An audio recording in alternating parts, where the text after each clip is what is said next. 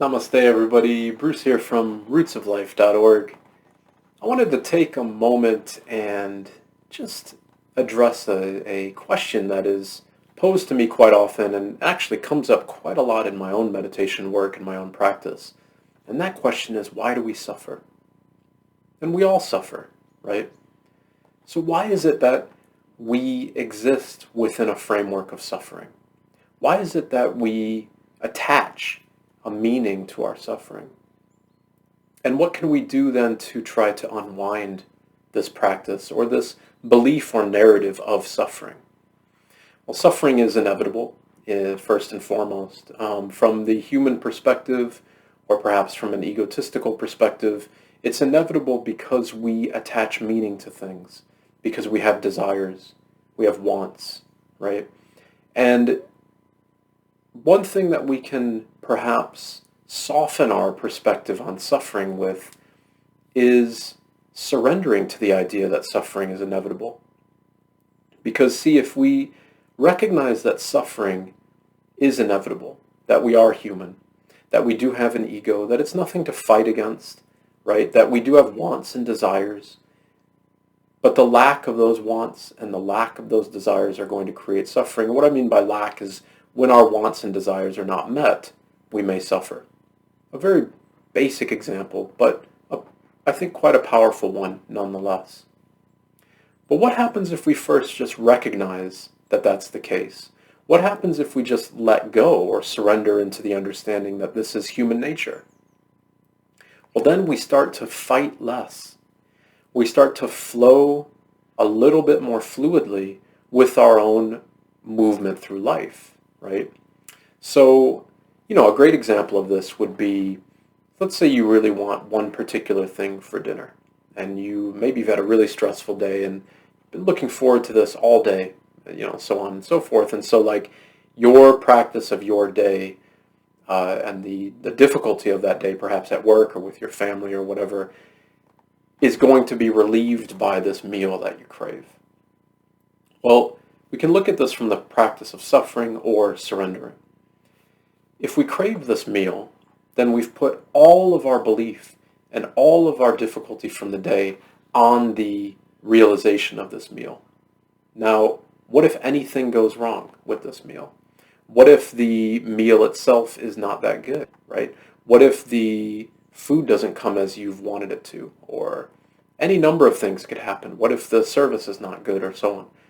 Then we've locked in our suffering, right? And you see how this is going to perpetuate more suffering. What if we could meet that meal or that moment in our life with a little bit more fluidity? Like, okay, that's fine. The thing that I wanted to eat is not here, but I'll get something else. No big deal. Then we surrender and we let go. And we are able to move with a little bit more freedom and a little bit more space in our lives. Now, I'm not trying to gloss over the idea that this is an easy process, and I'm not trying to gloss over the idea of our suffering or our difficulties in life. We all have these. Everybody on the planet is trying to work through these. It's more about how we meet these difficulties in our lives. If we meet them with resistance and with, friction and stagnation in our own beliefs and our own thought processes, then we're going to continue our own suffering. But if we can somehow let go, if we can just release a little bit more into that daily existence, into each and everything that makes up our day, if we can just be present in those moments, and if we can just be aware of those moments, then we let go and we're not attaching to anything. If we can let go of our attachments, then all of a sudden the suffering that we hold on to starts to rapidly dissipate. Because you're becoming more fluid. You're moving through life. So where is the space for suffering? It'll still exist, absolutely. But its existence will become more and more and more quiet the more we're able to let go, right? So, the main idea here as to why we suffer is our attachment to outcome, to belief, to narrative, to want, to desires, to beauty, to anything in life. We attach meaning, we attach need, we attach desire to it. And nothing in life is ever obtainable. This is the big trap of our existence, right? Beauty is never completely obtainable. The perfect anything is never obtainable. It's never possible. It never has been and it never will be, right? Vanity is a great example of this.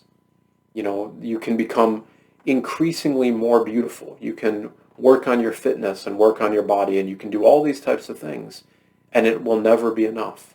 And why is it never enough? Because it's a form of suffering. We're attaching to the unobtainable. And when that unobtainable is not met, we're greeted with the friction of our lives, and so we suffer. This leads to anxiety issues, and it leads to body image issues. It leads to so many forms of suffering, and that's just within vanity, right? Now, that doesn't mean that you don't carry yourself with pride and carry yourself with, with respect and dignity. That's not what I'm saying.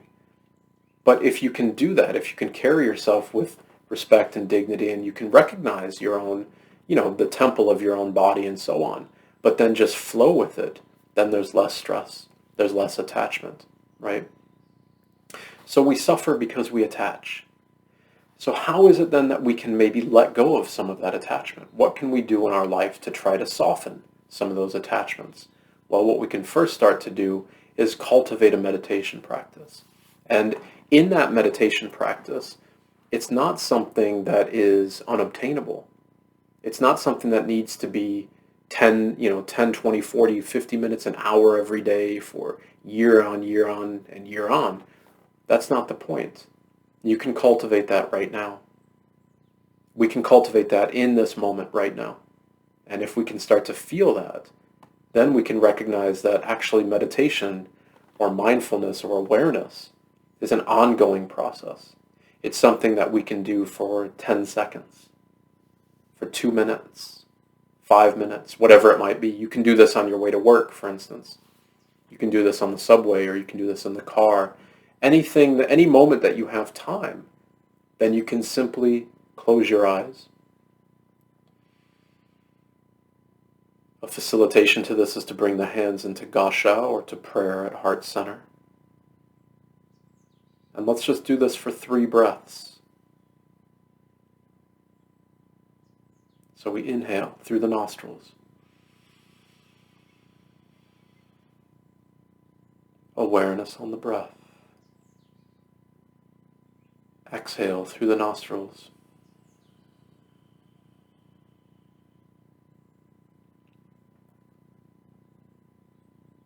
Inhale through the nostrils. Just keeping your awareness on the breath.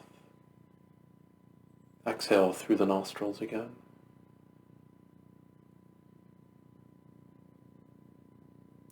And one more time on the breath, inhaling through the nose.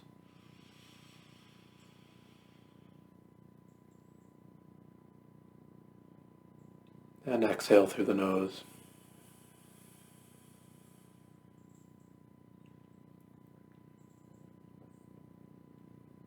There we are.